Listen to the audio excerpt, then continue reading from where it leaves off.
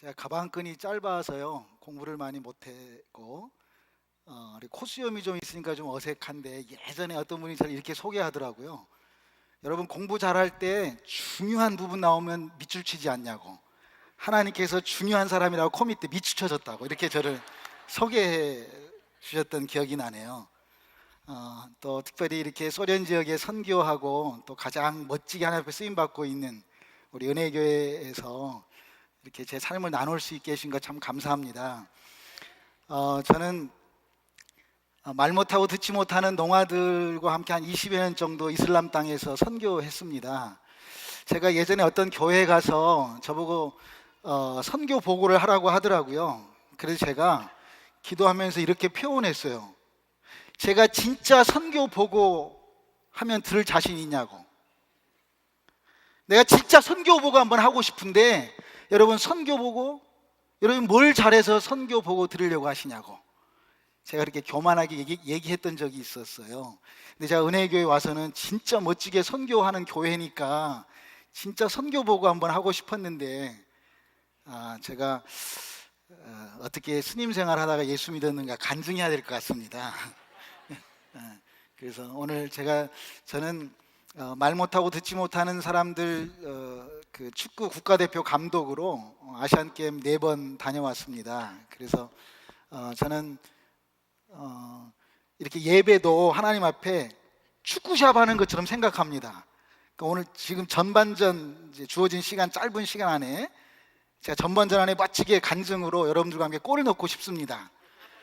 여러분들 오늘만큼은 제가 감독이니까 선수들이에요. 무슨 말 아시겠죠? 선수들이니까 후반전에 교체되지 않고 그대로 있으시려면 제 눈이 좀 작은데 저 잘 쳐다봐야 됩니다. 제가 옛날에 돈 떨어지면 관상 보고 먹고 살았거든요. 손금 봐주고. 여러분들 지금 웃으셨잖아요. 웃음이란 말은 저 위에서 오는 숨이란 말이에요. 모르셨죠? 네? 그래서 예전에 중국말을 한국말로 번역하면서 성령님을 숨님 이렇게 번역했어요. 정말 하늘이 주는 하늘의 숨을 쉬는 행복한 예배 되기를 원합니다. 숨 한번 들어 마셔 보실래요?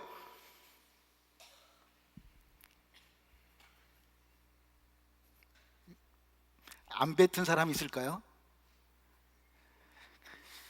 들어 마셨던 숨, 이제 숨 쉬세요. 들어 마셨던 숨 밖으로 안 나가면 죽은 거예요.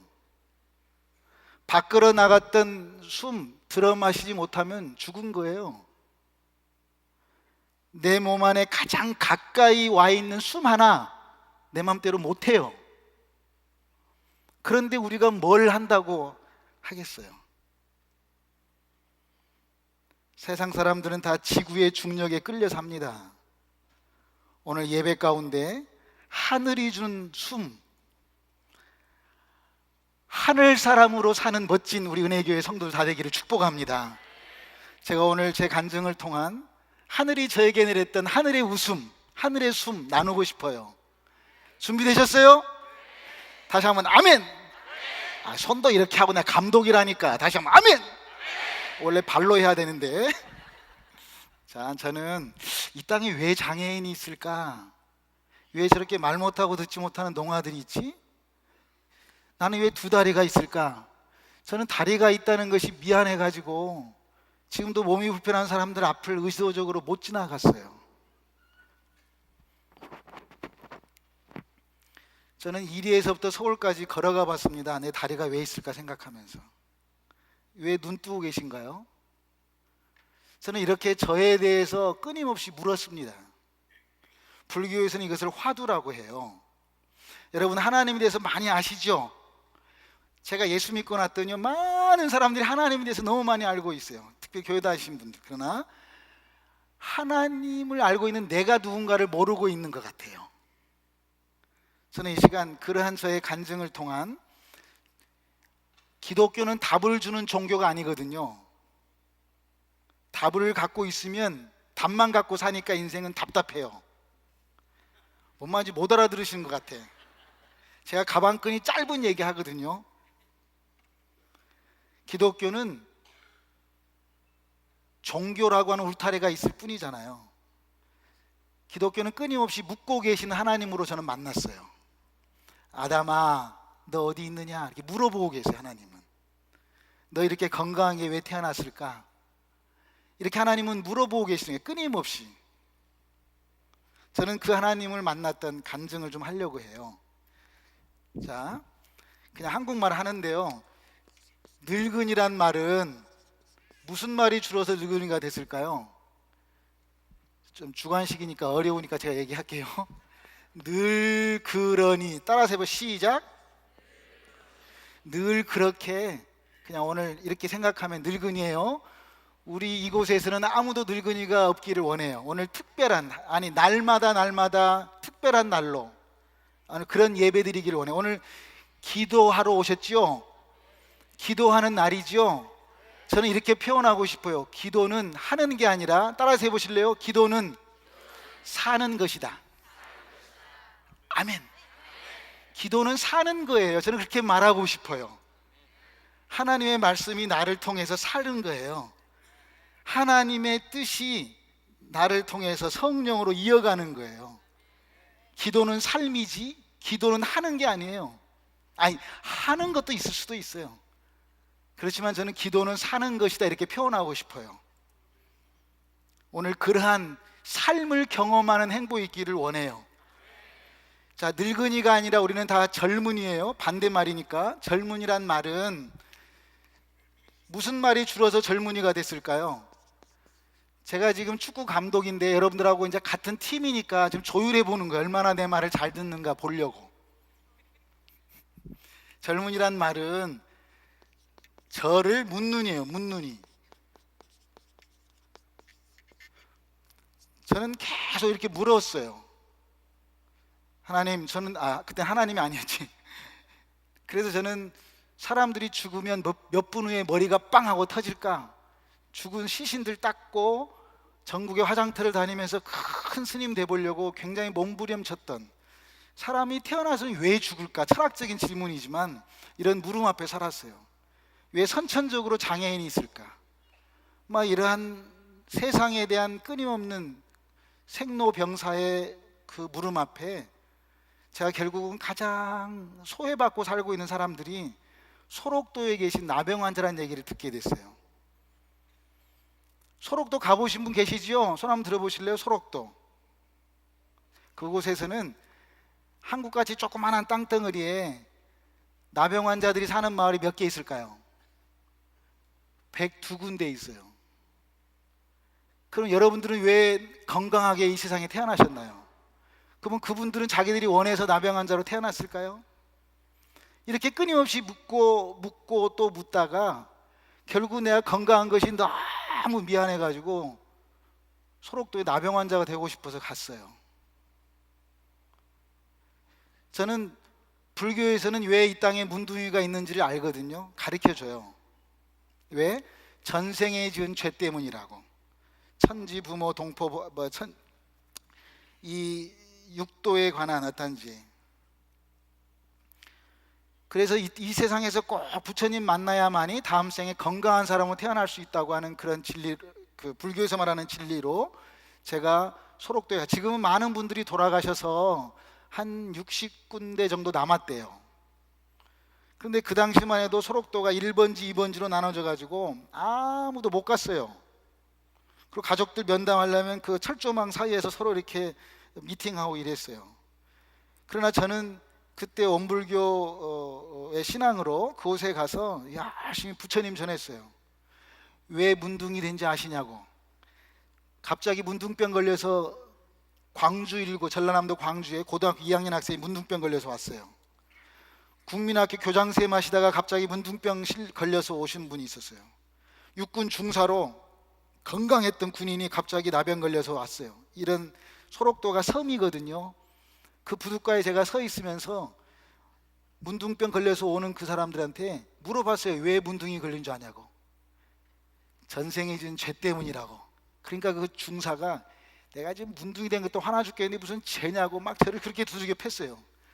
부처님의 자비가 있기를 이 무중생들이, 저는 그렇게 몸으로 그 사람들에게 한 사람에게라도 부처님 전하고 싶어서 나병 걸려서 실려 들어오는 사람들 앞에 부처님 전했던 일을 했었어요. 살아있을 때 아무도 부처님을 안 믿어요. 그래서 내가 건강하니까 내 말을 못 알아듣는구나, 이 할아버지 할머니들이. 소록도는 나병이면서 시각장애인들만 따라 살아요. 맹인병동. 나병이면서 정신질환자 되신 분들만 따로 사세요. 이렇게 마을이 나눠져 있거든요. 저는 주로 나병 환자이면서 시각장애, 그 맹인병동이라는 곳에서 지냈어요. 왜냐하면 저를 막 많이 때려가지고 부처님 전한다고. 그분들이 저에게 이렇게 말했어요. 예수 믿으면 행복할 텐데 예수 믿으라고. 나는 열심히 부처님 전했어요. 내 진실을 못 알아줘서, 제가 나병 환자 되는 첫 번째 증상이 눈썹이 없는 거거든요. 제가 눈썹을 한번 깎아봤어요. 할아버지, 저 이제 나병된 것 같아요. 걸린 것 같아요. 눈썹 빠졌어요. 만져보세요. 그 맹인 병동에 계신 할아버지. 아무튼 처음 나병 환자 걸려서 온 사람들한테는 참 많이 맞았어요. 다 그냥 내가 죄로 묶었거든요. 천도, 인도, 수락의 축생, 지옥, 어떤 윤회설에 의해서 죄를 졌기 때문에 문둥이로 태어났다. 그러니까 꼭 부처님 만나야 된다라고 했기 때문에 많이 맞았어요. 나중에 제가 성경 보니까 스테반도 그렇게 맞았더라고요. 안 아팠어요. 영이 육을 지배할 때는 안 아파요. 육이 영을 지배하고 살면 육체가 주인이니까 아파요. 이게 종교예요. 아무튼 설교 오면 안 되고 제가 간증하는 거니까. 그렇게 해서 제가 소록도에서 눈썹 깎고, 제가 한 번 깎으니까 6개월이 안 자라요. 제가 3번 깎았어요. 3번 깎아가지고, 할머니 부처님 믿으세요. 그분들은 그 변함없이 저에게 불쌍하다고. 젊은 사람이, 자기는 나병 환자이면서 앞도 보지 못하는 맹인인데 제 손을 붙잡고 예수 믿으라고. 예수 믿으면 행복할 텐데 예수 믿으라고. 여러분, 예수 믿고 행복하십니까? 여러분, 예수 믿고 진짜 행복하십니까? 소록도 나병 환자들이 자기는 문둥이였기 때문에 예수 믿을 수 있었다고. 나병 환자 아니었으면 예수 못 믿었을 텐데 하나님이 나를 나병 환자로 만들어줘서 나는 예수 믿게 됐다고. 그러면서 저에게 예수를 소개한 거예요. 그래서 제가, 살아서는 아무도 부처님 안 믿으니까 불교에서는 49제란 말이 있거든요. 들어보셨죠? 그래서 제가 소록도 안에 있는 화장터가 있어요. 사람들 죽으면 바로 이제 이렇게, 그 당시 한 이틀에 한 분 꼴은 돌아가셨던 것 같아요. 죽음 앞에 제가 목탁 치고 그분들 49제 드려주는 일을 했어요. 그래서 천도제라고 하거든요. 살았을 때는 부처님 못 믿었으니까 죽은 후에라도 부처님 만나라고 열심히 목탁 치면서 연불 했어요. 그런데 그분들은 옆에서 너무너무 행복하게 찬양하는 거예요. 며칠 후 그러면 저는 더 크게 목탁 쳤어요. 그럼 이쪽에서는 막 보아라 즐거운 우리, 저는 더 크게 또 목탁 치면서 그분들의 천도를 드렸던. 여러분 아세요? 소록도는 장례식이라고 표현하지 않아요. 소록도는 환송식이라고 말해요. 죽음이 세레모니예요. 축제예요. 기쁨이에요. 왜 내가 먼저 죽어야 되는데 왜 네가 먼저 죽었냐라고 죽음 앞에 서로 경쟁하는 것 같아요.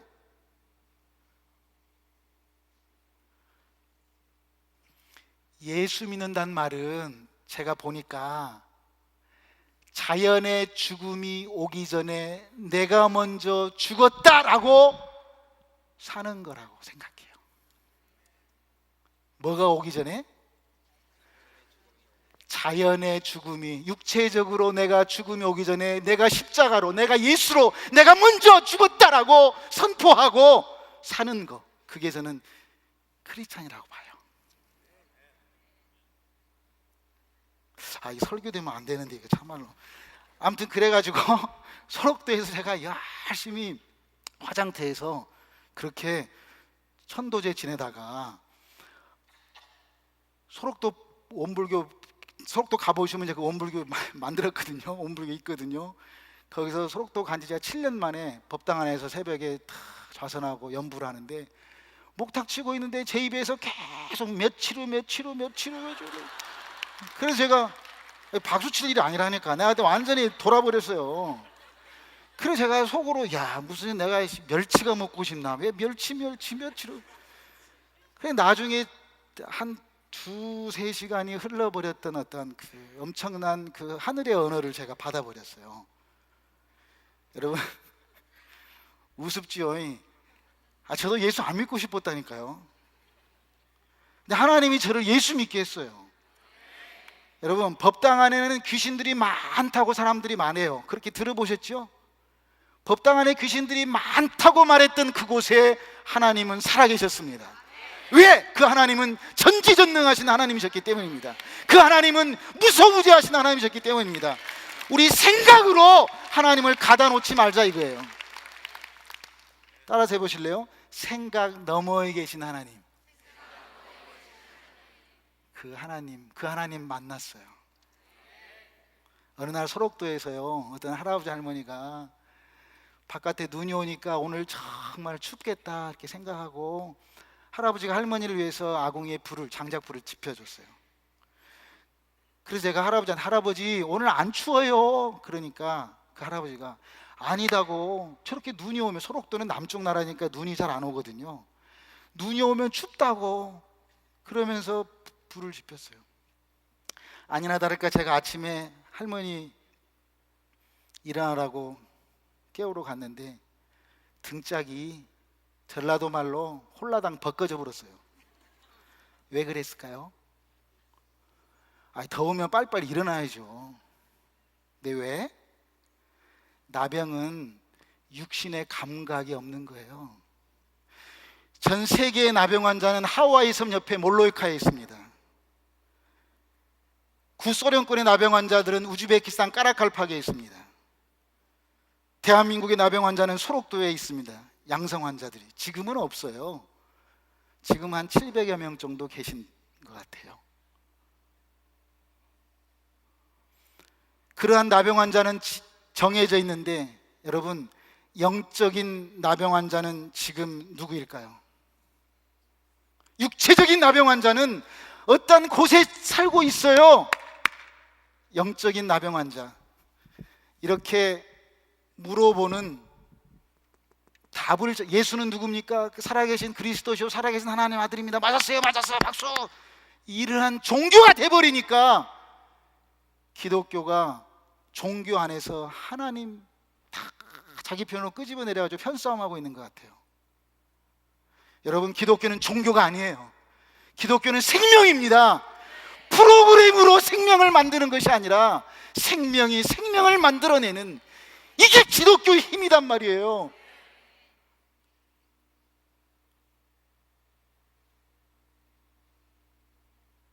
내가 누군지 모르고 산다면 영적인 눈병 환자 아닐까요?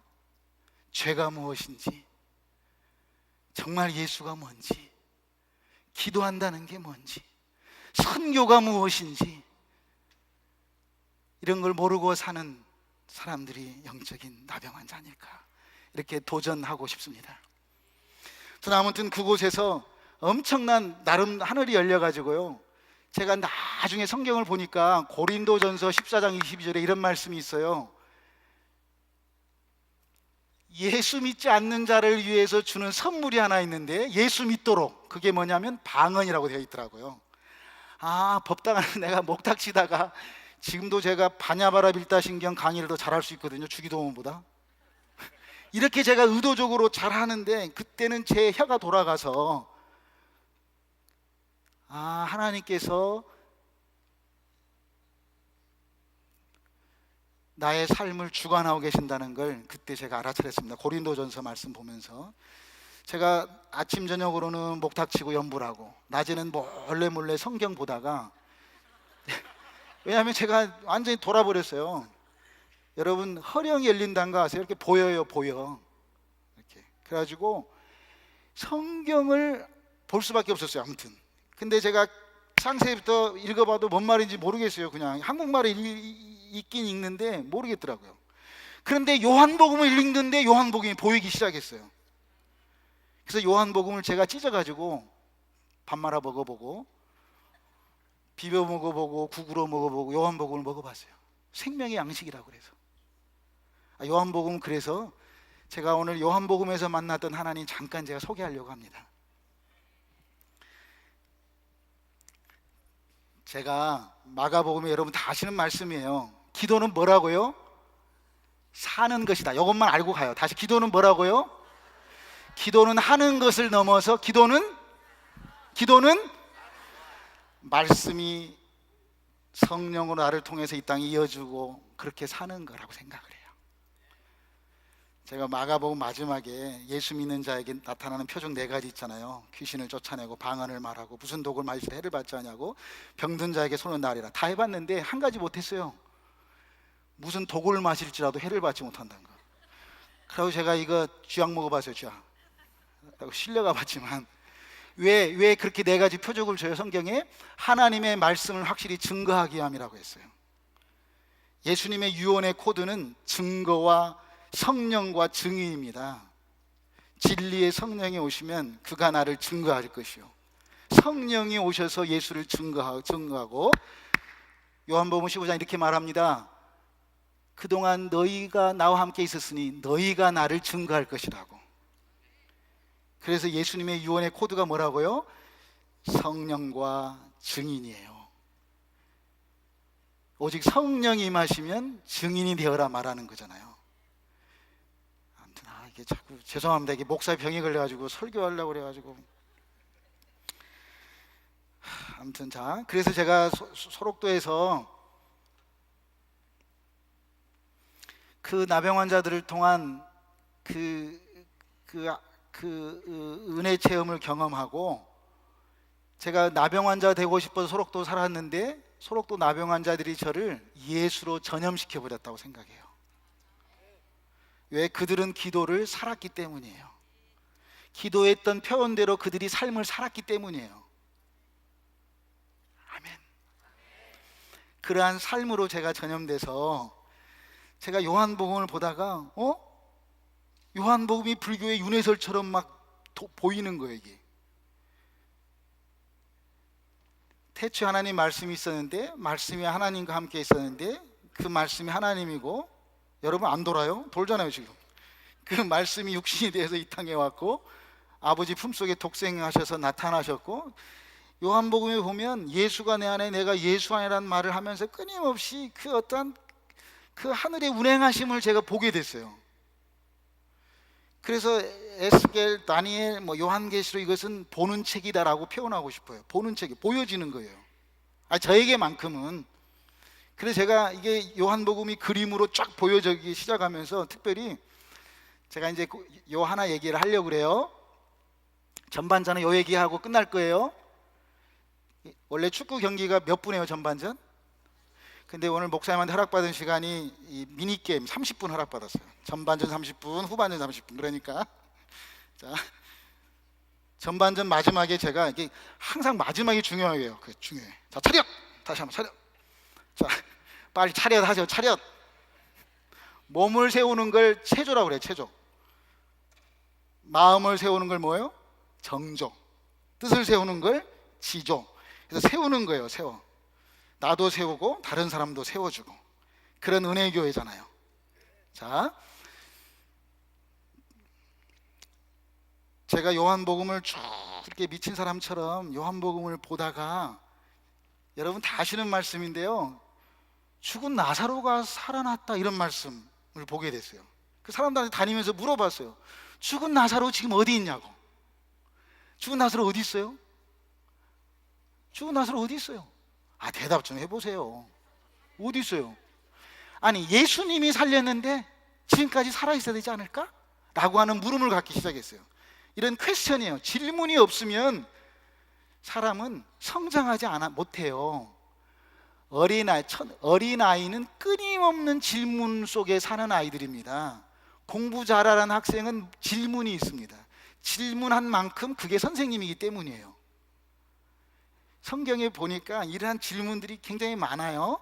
자, 이렇게 제가 묻다가 아무튼 그때도 법당에서 몰래 이렇게 성경 보다가 또 새벽에 좌선하고 목탁 치다가 깜빡 졸았나무는데 성경이 이렇게 표현돼서 저에게 끊임없이 죽은 나사로가 어디 있을까 이렇게 계속 묻고 있다가, 자, 성경은 한문으로 이렇게 써요. 이게 글서자예요. 거룩할 성자에 글서자, 글경자. 근데 하나님께서 저에게 이런 한문을 보여줬어요. 이게 무슨 자냐면 거울경자예요. 거울경. 그러니까 글씨에서 글경자, 이것은 글씨, 글이 뭘로 넘어갔어요? 거울로 넘어가는 그러한 변화를 제가 맛보게 됐어요.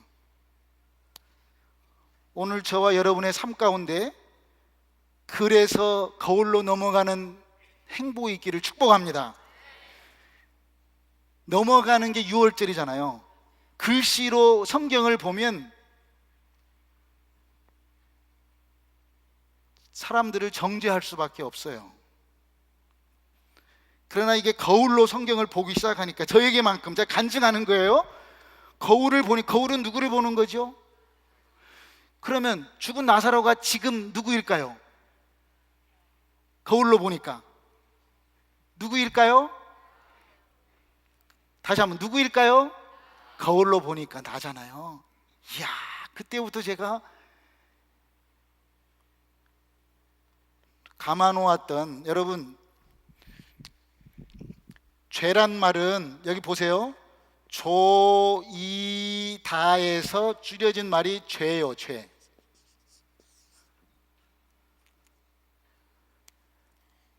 조이는 건 오른쪽으로 조이죠? 대답 좀 해보세요.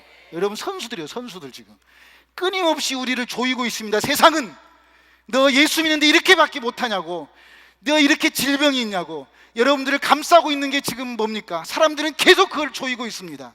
저는 이 글씨에서 거울로 넘어가는 이 사건 속에서 제가 죽은 나사로의 총총히 감아놓았던 그 베옷을 보게 됐습니다.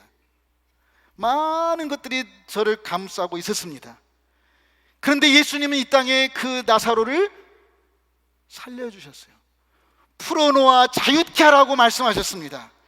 여러분, 풀어놓았다는 말은 뭐예요? 조이는 건 오른쪽인데 왼쪽으로 끊임없이 우리를 풀어놓아 자유케 말씀하고 있습니다. 내가 누구인가를 알면 나의 모든 묶여있는 것들을 풀어놓을 힘이 있습니다. 내가 누군가를 알고 그것이 풀어졌다는 사실을 경험했다면 다른 사람들을 또 자유롭게 풀어놓아 다니게 해줄 수 있습니다. 저는 그러한 행복이 오늘 이 시간 저와 여러분들 속에 있기를 원합니다. 예수님 우리에게 말씀하십니다. 풀어놓아 자유케 하라고. 아멘. 여러분, 무엇이 여러분을 묶고 있습니까? 피아노 반주 한번 해주실래요? 예수님 찬양, 예수님 찬양. 이 찬양하고 전반전 마치려고 하는데요. 자, 저는 대학 다닐 때 무당 공부도 해봤거든요. 무당이 돼보려고 계룡산 가서 막 신받으려고 열심히 2달 동안 무당 전수 받았거든요. 여러분, 무당에는 3종류의 무당이 있습니다. 자, 학습무당이 있어요. 학습무당. 배워서 무당된 사람이에요. 왜냐하면 세금 내야 되니까 전문학교 생겼어요. 라이센스 있어야 돼요. 그 다음에 세습무당이에요. 세습무당. 세습. 무당 되니까 돈 잘 벌더라. 부모가 무당이니까.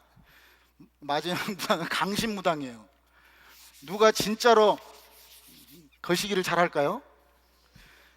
요 무당이란 말을 빼고 크리스찬을 집어넣읍시다. 저와 여러분 물론 배워야 됩니다. 예수 믿는 건 배우는 것이고 공부하는 것입니다. 끊임없이 우리 배워야 됩니다. 우리의 부모의 신앙, 자손의 아브라함과 이삭과 야곱의 신앙들이 흘러갔던 것처럼 우리의 신앙이 끊임없이 흘러가야 됩니다. 그렇지만 오늘 또 경험으로 사는 날이 아니라 하나님의 임재 가운데 날마다 성령의 힘으로, 성령으로 사는 그러한 크리스찬 되기를 원합니다. 전반전 끝나는데 일어나서 제가 같이 율동하면서 찬양하겠습니다. 예수님 찬양을 가사를 좀 바꾸려고 그럽니다. 팔자 고쳤네, 팔자 고쳤네. 제가 별세하셨던 이중표 목사님 교회 제가 땡중할 때 참으로 제가 그 교회 가서 새벽기도 설교했습니다. 제가 예수 예자도 몰랐을 때 그곳에 가서 제가 요 찬양했습니다. 같이 율동하면서 팔자 고쳤네, 우리는 팔자 고쳐졌습니다. 아멘. 팔자 고쳤네, 팔자 고쳤네, 예수 내 팔자 고쳤네, 팔자 고쳤네, 예수 내 팔자 고쳤네, 팔자 고쳤네, 예수 내 팔자 고쳤네. 아멘. 할렐루야, 할렐루야. 예수 내 팔자 고쳤네.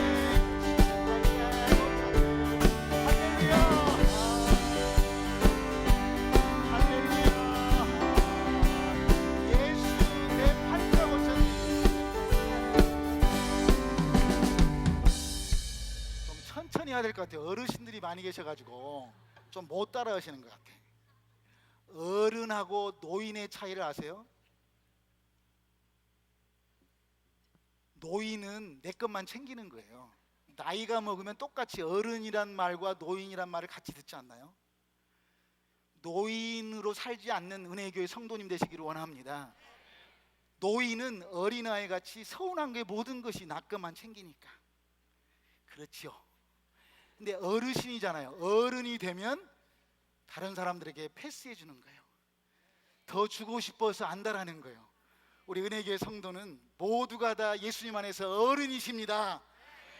자, 전반전 끝나면서 우리 예수님 찬양 팔자 고쳐내서, 야, 우리 진짜 팔자 고쳐버렸습니다. 고쳐졌어요. 팔자. 여러분 무당하면 돈 많이 들거든요. 예수 때문에 팔자가 공짜로 고쳐져 버렸어요. 다시 한번 찬양하고, 팔자 고쳤네, 팔자 고쳤네, 예수 내 팔자 고쳤네, 예수 내 팔자 고쳤네, 팔자 고쳤네, 예수 내 팔자 고쳤네. 할렐루야, 할렐루야. 예수 내 팔자 고쳤네, 할렐루야, 할렐루야. 예수 내 팔자 고쳤네. 아멘. 이제 앉으시죠. 아니, 원래 이제 딱 루즈탐 1분 지나서 정확히 시간 끝냈습니다. 제가 축구 감독으로 참 많은 장애인들 데리고 아시안 게임을 4번 다니고 올림픽 다니고 월드컵 치러봤으니까 제가 그런 삶의 경험들이 참 다른 분야는 없지만 그런 장애인들과 함께 축구를 통한 그런 건 있거든요. 젊으신 분 이거 좀 지워줄래요? 그래서 아까 율동하면서 해야 되는데 죄송해요. 지금부터는 제가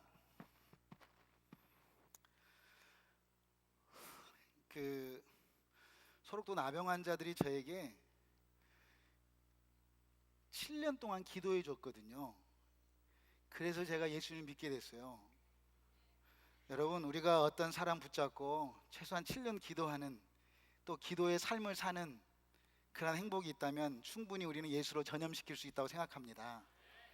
저는 그 나병 환자들의 그 예수 사랑, 그 행복 때문에 제가 예수님을 믿고 제가 신학을 공부하고 목사가 됐어요.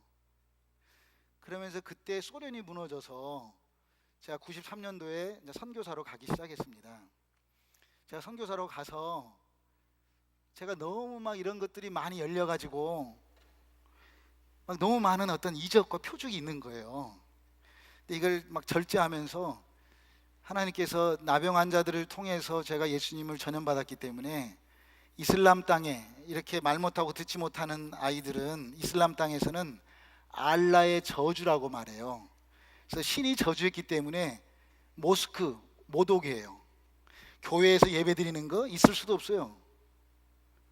그런 이슬람 땅에서 가장 버려진 이 농아들, 우리 이 친구들 데리고 제가 이 목사 계급장 다 떼고 3년 동안 죄송한데 몸 생각해서 좋은 담배 피워야 되지 않겠냐고. 그래서 제가 솔 담배 막 보로로 이렇게 사다가 이렇게 선물을 주고, 좋은 술 먹어야 된다고, 몸 생각해서. 여러분 오해가 없기를 바라요. 제가 선교위 받아서 한 게 아니고 제 아내가 한 10년 정도 약국을 했거든요. 그래서 제가 너무 강력한 하나님의 기름 부으심이 있어서 정말 이슬람 땅의 그 장애인들 돌봐야 되는 어떤 그런 그 하나님 그 앞에서의 그 어쩔 수 없는 어떤 그런 그 힘 때문에 제가 제 아내를 잘 꼬셔가지고 약국 팔아서 우리 돈 떨어질 때까지만 선교하고 오자. 그래서 열심히 돈 떨어져야 되니까 술 사주고 담배 사주고 몸 생각해서 이렇게 해서 3년 동안 정말 그들을 이렇게 잘. 그래서 우즈베키스탄 나라가 생긴 이래 처음으로 장애인들 이렇게 축구팀 만들어가지고 이렇게 이제 국제 경기를 처음으로 나가게 됐어요. 나가가지고 타이베이에 이제 나가서 다른 나라 팀들은 다 운동장에서 호텔에서 먹고 할 때 저희들이 아무튼 열심히 운동장을 맨발로 돌고 막 여리고성 도는 것처럼 매일 7바퀴씩 돌고 이러면서 첫 해에 2000년도에 아시안게임 나가서 3등을 해버렸어요 저희들이. 여기마저도 들어가고 여기마저도 들어가고 막 여기마저 들어 이상하게 이기는 거예요. 막 한국도 이기고. 그러니까 한국 감독이 저를 그렇게 막 미워했어요. 아무튼 이상하게 우리가 3등을 했어요. 그래가지고 그때 이렇게 하다가는 1등 할 수 있는데 하나님께서 왜 3등하게 만들었을까? 사람이 욕심이니까 또 기도하고 있는데 그때 운동장에서 하나님 저에게 보여주신 게 있었어요. 그래서 자고 있는 농아들 다 깨워가지고 운동장 불러놓고 하나님이 우리 팀들에게 죄진 사람 한 명 있다 이렇게 말씀하신다. 그러면서 제가 처음으로 하나님의 그 음성을 대언하기 시작했어요. 이렇게 내가 선교사다고. 그렇게 해서 제가 우즈베키스탄 농아들에게 누가 죄졌냐? 우리가 죄를 졌기 때문에 하나님께서 이 4강전에서 우리가 이제 졌다고.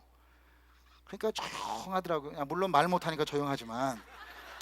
그래가지고 제가 근데 어떤 애가 딱 손 들고 나와서 자기가 일본 농아들이 와서 연습할 때 축구공이 갖고 싶어가지고 몰래 바람 빼서 자기가 감춰놨던 걸 하나님 저에게 보여주게 된 거예요. 이러면서 그때부터 이 농아들이 저가 믿는 하나님을 신뢰하기 시작했어요.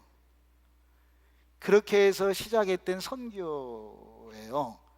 저는 죄송합니다. 선교사로 가서 어떤 교회를 세우거나 그것도 선교지만 저에게만큼은 선교의 전략을 사도행전 16장 말씀으로 하나님이 저에게 줬어요. 그것은 소록도 화장터에서 제가 찬송가 듣고 싶어서 들었던 거 아니거든요.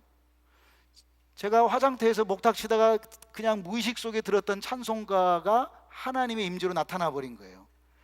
바울과 실라가 처음으로 성령의 이끌림을 받아서 2차 전도여행 때 빌립보에 가서 교회를 개척하는 가운데 아무튼 감옥에 잡혔잖아요. 첫날.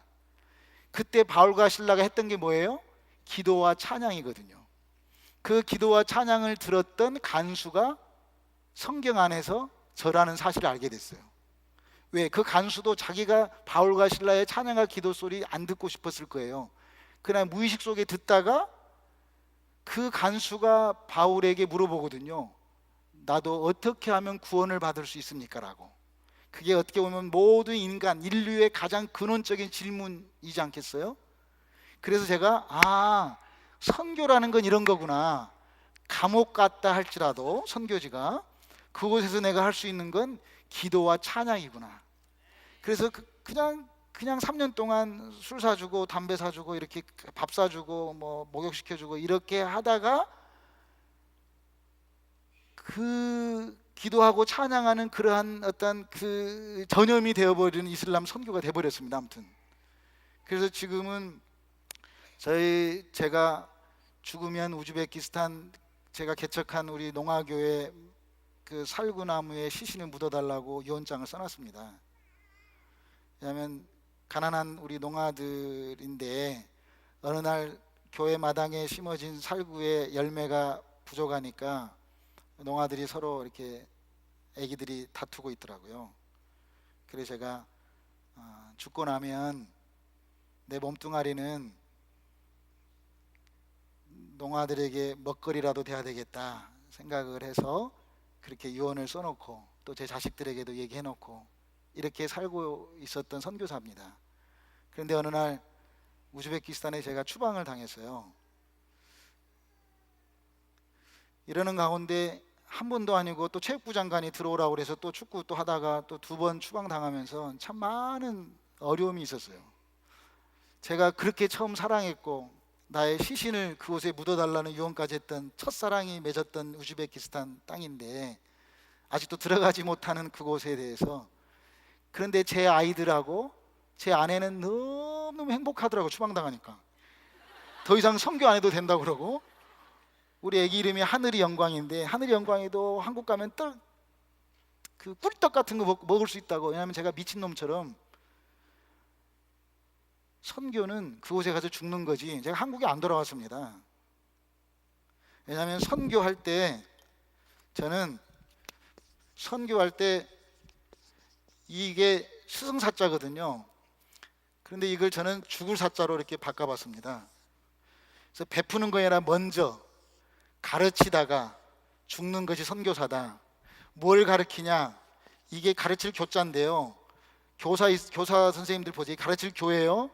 아버지 부예요. 아버지에게 이게 효도할 효자예요. 아버지에게 효도하는 거. 진짜 복은 내가 하나님의 자녀된 거 아닐까요?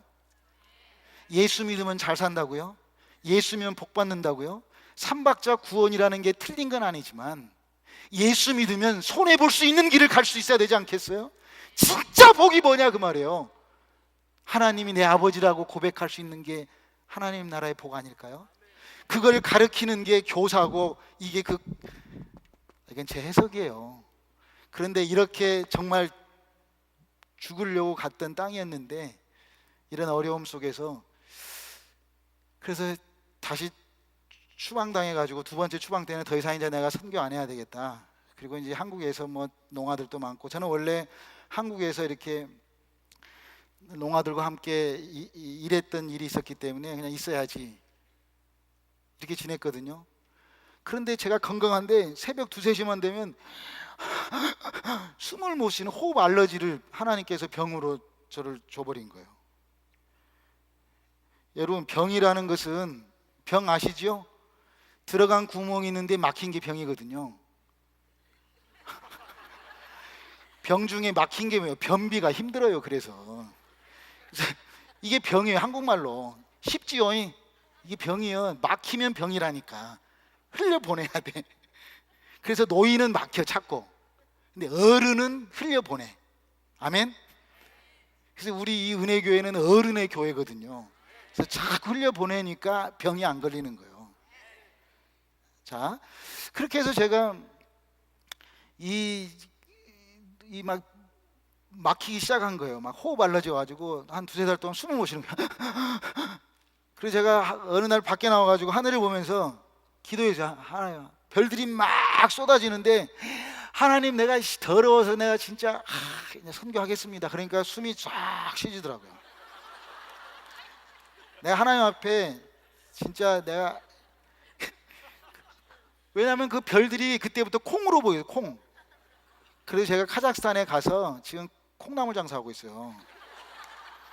제가 그 얘기 하려고 제가 지금 장사하고 있어요. 우리 장애인들에게, 농아들에게 나는 농아입니다 이렇게 써가지고 다니면서 애들이 구걸해서 먹고 살거든요. 나 그런 애들한테, 야 이 새끼들아, 일해 일. 그래서 막 이제는 일 속에 나타난 하나님을 만나자. 우리 일하면서 당당하게. 그래서 우리가 구역 예배겠다. 그래서 교회를 제가 이제 진짜 선교사가 됐어요. 추방당하고 났더니 이제 선교사가 좀 뭔지 알겠더라고요. 그래서 제가 교만하지 않는 자가 되려고 무척 노력하고 있어요. 우즈베키스탄엔 내 돈 가지고 가서 선교하니까 교만하지더라고요. 그리고 지금은 제가 카자흐스탄에서 돈 벌면서 선교하거든요. 비록 한 달에 500불짜리 비즈니스로 소자본을 투자한 비즈니스, 지금 콩나물 장사하고 있어요. 농아들과 함께. 저는 콩나물 키워놓으면 무조건 팔릴 줄 알았어요. 하나님이 그렇게 막 별들이 콩으로 보이고 막 사람들 눈도 콩이고 콧구멍도 콩이고 막 단추구멍도 콩이고 다 콩을. 그래서 제가 콩에 미쳐가지고 콩과학, 콩철학, 콩에 대한 책들 막 보면서 콩나물 장사 시작했어요. 그래가지고 우리가 키운 콩나물 이름을 춤추는 콩나물 교회 이렇게 지었어요. 왜냐면은 막 콩나물 그걸 막 발로 팍팍 차면서 이렇게 그 한국 같으면 그 뭐라 그러죠? 항아리 같은 데다 콩나물 어르신들은 키웠잖아요. 옛날 소련 땅에 그 세탁기 이렇게 고물상 같은 데 가서 애들 보고 농아들이 사람이 많으니까 빨리 주워 갖고 와 이 새끼들 해가지고 막 욕하면 안 되는데 이렇게 해가지고 주워 가지고 아무튼 그렇게 그 세탁기 아시죠? 이렇게 막 흔들어 가지고 물 쫙 빠지는 거. 그걸 막 하면 그게 콩나물이 좀 크다가 흔들리고 또 크다가 흔들리고 그러니까 막 자기들이 꼬여가지고 꼬불꼬불하게 됐어요. 그래서 춤추는 콩나물, 듣지 못하는 농아들이 물 주는 콩나무들은 춤을 추고 있구나 이렇게 해가지고, 그래서 콩나물 키워놓으면 잘 팔릴 줄 알았는데, 그래서 제가 그 사람들한테 콩나물 좀 팔아주세요. 콩나물 장사하러 다녔거든요. 이게 안 팔리는 거예요. 그래서 제가 목사라고 그러면 또 사람들이 또 이렇게 좀 또 이렇게 사면은 좀 그렇잖아요. 그래서 그냥 끝까지 빵모자 뒤집어서 겨울에 춥거든요. 그래서 식당 다니면서 샘플 주면서 아저씨 콩나물 좀 팔아주세요 이렇게 다녔어요. 근데 이 교회 다니는 사람은 분명히 교회 다니는 줄 알거든요. 근데 우리가 안 팔아주더라고요. 그래서 내가 어떤 분이 저한테 그래요. 성사님 키운 콩나물은 너무 가늘다고. 그러니까 거기다가 촉진제를 넣으라고. 그러면 두꺼워지니까. 우리 건 바로 묻혀가지고 지금 먹으면 맛있는데 손님이 안 와가지고 아침에 묻혔다가 저녁에 가면 질겨서 못 먹는다고. 그래서 제가 그렇다고 그래서 선교사로 물론 비즈니스를 하는 건 돈을 남기는 거지만 세상 장사꾼들은 돈을 남기지만 저는 하늘나라 장사꾼이다라는 어떤 소명을 가지고 사람 남기는 일을 하는 것이 하늘나라 장사꾼이다 이런 생각을 하게 됐어요.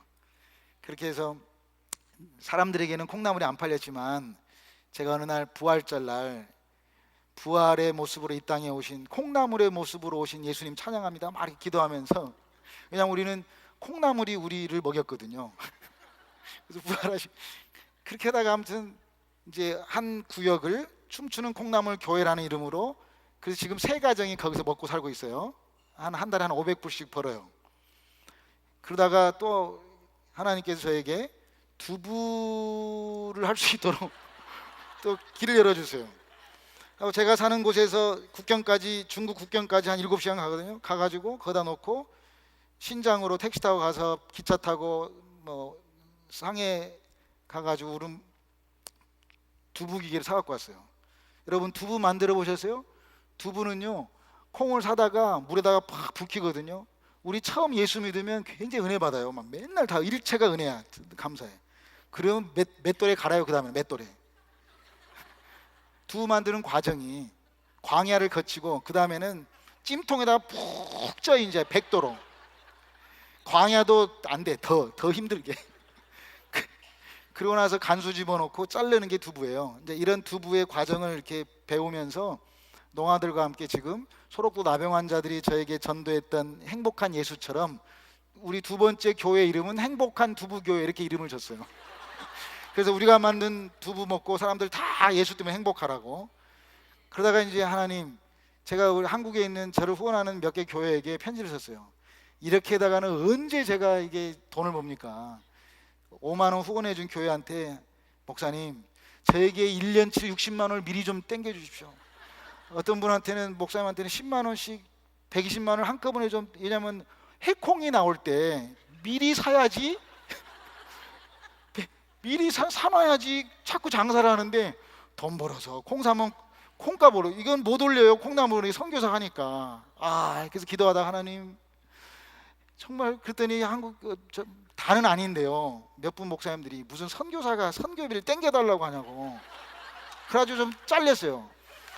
그래서 내가 진짜 열받아가지고 내가 어떻게 해서라도 한번 돈을 벌어야 되겠다. 그래서 하나님 앞에 기도하면서 그때 하나님이 보여주신 게 $1샵 천냥하우스. 야, 이걸 해야 되겠다 해서 제가 이제 한국의 모뎀으로 사용하는 인터넷이잖아요, 카자흐스탄은. 그래서 새벽에 이렇게 주문해가지고 한 달 동안 주문해서 한국의 그 980원짜리 샴푸가 카자흐스탄에 오면 한 5천 원, 6천 원 되거든요. 5배. 부자 될 것 같아요. 드디어 내가, 그래서 저희 선교 단체가 1,000만 원씩 융자해줘요, 무이자로. 그래가지고 그 융자 받아가지고 1,000만 원어치 그냥 샴푸 퐁퐁을 몽땅 사다가 가서 팔면 내가 한 7, 8천만 원 벌잖아요. 이야, 드디어 내가 부자가 되겠다 생각하고 이제 시작했어요. 그런데 이게 시베리아 횡단 열차 타고 오다가 다 얼어버렸어요. 터져버렸네요. 아, 웃을 일이 아니다니까. 그래가지고 제가 이게 빚에 망해버렸어요, 제가요. 아, 여러분 왜 웃는지 모르겠네. 그래가지고 제가 그래서 제가 야, 주님이 빨리 오셔야 되겠다. 이 빚을 지고 나니까 야, 이게, 그래서 제가 야, 여기에서 또 포기하면 안 될 것 같아가지고 그 다음에 지금은 이제 뻥튀기 장사하고 있습니다. 아무튼 뭐 이런 좀 조그만 이렇게 아무튼 열심히 살아보려고 장애인들과 함께 이렇게 노력하고 있습니다. 왜냐하면 기도는 하는 게 아니라 사는 것이니까. 아멘. 선교는 하는 게 아니라 사는 것이니까. 아멘. 저는 이렇게 삶을, 이제 후반전 이제 10분 남았어요, 마지막. 그래서 저는 하나님 앞에 제가 여기 자, 한번 여기 다 읽어보세요. 몇 글자예요? 크게 말해. 10분 남았다니까요. 10분. 두 글자를 이거 알아맞히면 제가 책 한 권 선물할 거예요. 빨리 알아맞혀서 손 들으면 선물할 거예요. 15불짜리. 자, 사람, 우리는 다 하나님 나라의 사람입니다. 존귀한 하나님의 형상입니다. 저는 논산훈련소에서 군대 생활을 착출받아가지고 사형수들, 군인들 사형시키는 일을 했습니다. 그 사형수들은요, 사형수들은 혼자 둡니다, 독방에. 사람으로 우리는 지금 이렇게 같이 하나의 공동체를 이루고 있습니다. 자, 시험 문제입니다. 두 글자, 사람을 한 글자로 딱 뭉치면 무슨 글자? 손 들고.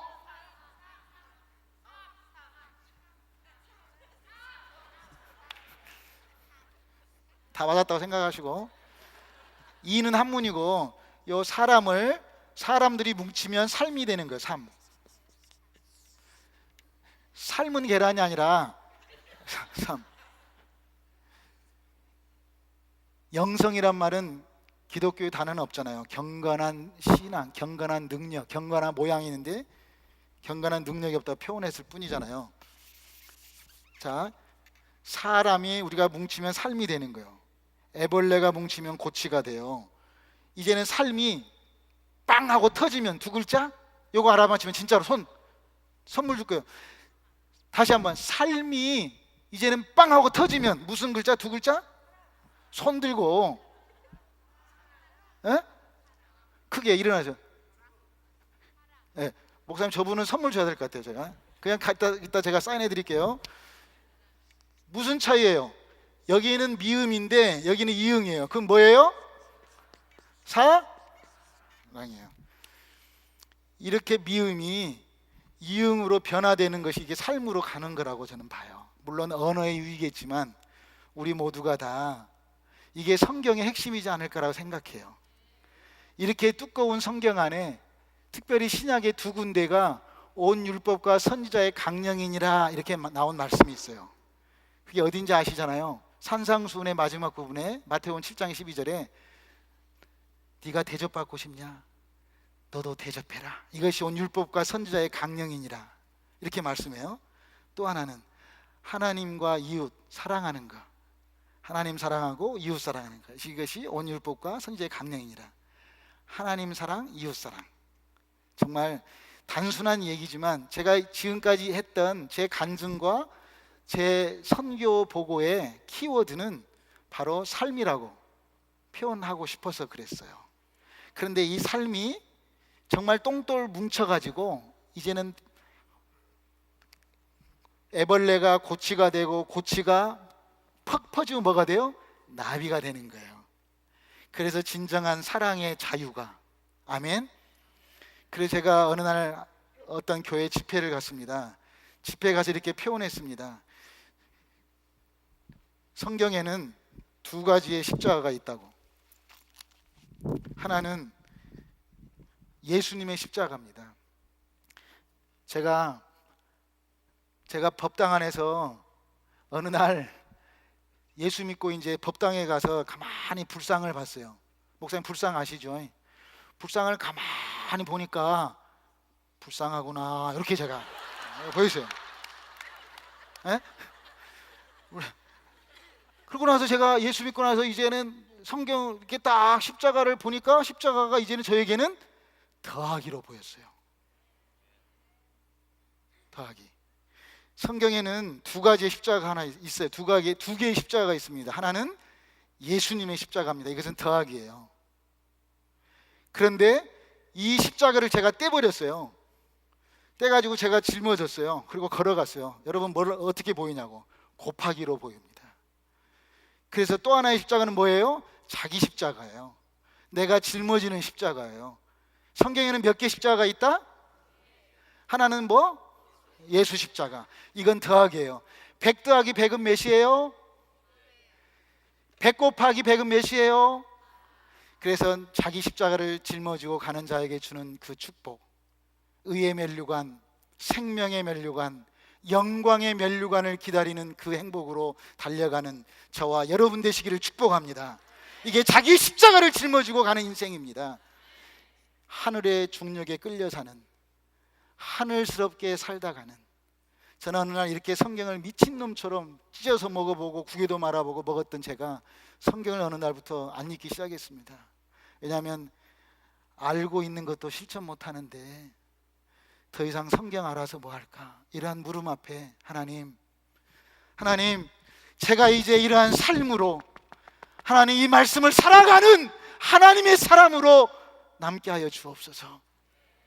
이렇게 기도하기 시작했습니다. 기도는 하는 것이 그 너머에 계신 사는 것으로 인식되기를 원합니다. 우리 하나님 앞에 오늘 두서없이 이런 말씀을 나눴습니다. 저는 이 땅에, 저를 한번 보실래요? 저에게는 3명의 아들이 있습니다. 첫 번째 아들은 제가 낳아서 하나님 제자 삼은 우즈베키스탄 농아들입니다. 두 번째 아들은 법적인 관계로 너무 강력한 우즈베키스탄의 사랑 때문에 그런지 몰라도 2015년까지 카자흐스탄의 국가대표 감독으로 사인업이 되어 있는 카자흐스탄 선교사입니다. 카자흐스탄 농아들을 돌봐야만 하는 의무적인 선교사입니다. 하나님, 이것도 힘든데 어느 날 북한의 농아들을 입양하라고 하나님께서 저에게 북한을 보내주셨습니다.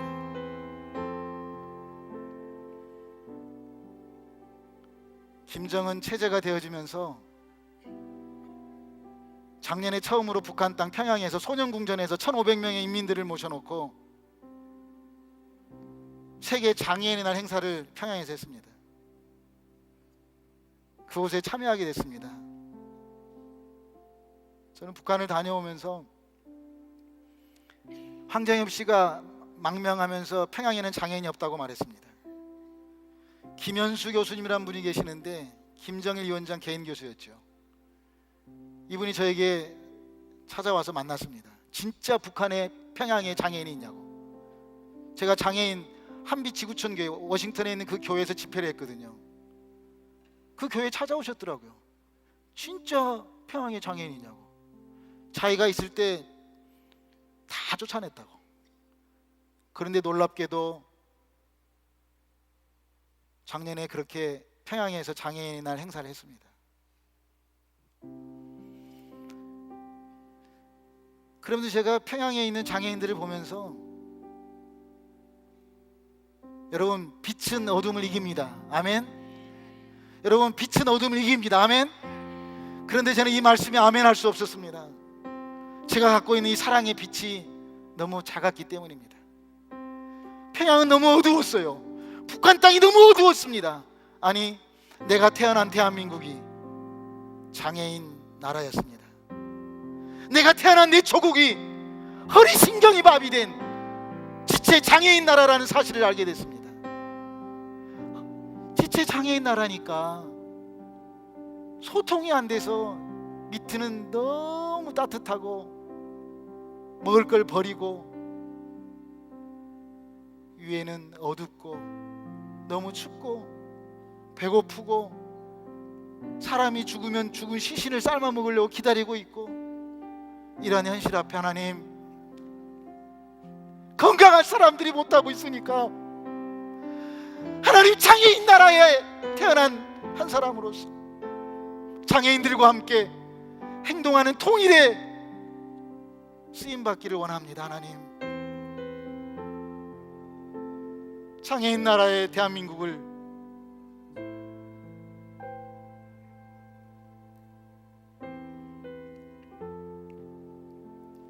이제 우리 함께 다 같이 기도하면서 오늘 말씀 가운데, 저도 예수 안 믿고 싶었어요. 근데 저는 어떤 하나님 믿냐면요, 저는 예수가 믿었던 하나님 믿어요. 요한복음 보니까 그렇더라고요. 여러분, 어떤 하나님 믿어요? 여러분 생각으로 하나님 믿지 말고요, 예수님도 하나님이셨는데 그 예수님이 끊임없이 그 아버지의 말씀대로 사셨거든요.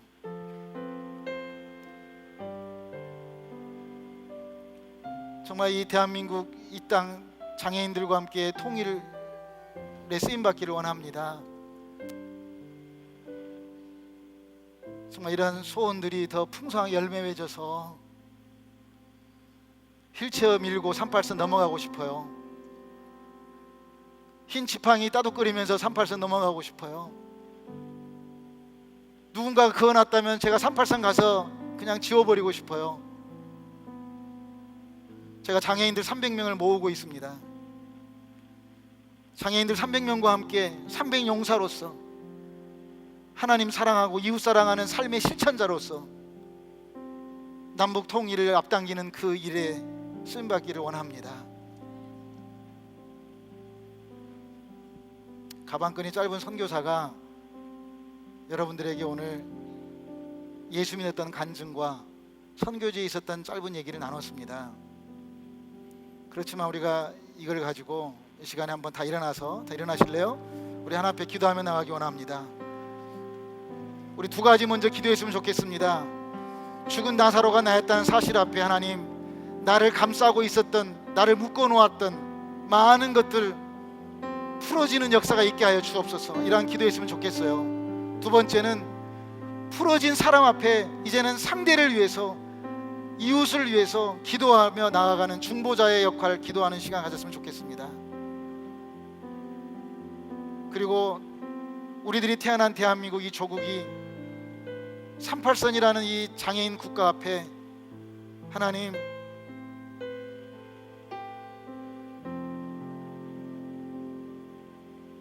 회복시켜 주시기를 원하는 소원의 기도를 함께 같이 기도하겠습니다. 기도하며 나가겠습니다. 하나님 감사합니다. 너무 감동적입니다. 그래서 여러분, 우리 한 권씩 다 구입해서 선교를 위해서 좀 드려줬으면 좋겠습니다. 아멘. 네, 너무 감사하고요. 자, 다 일어서십시오.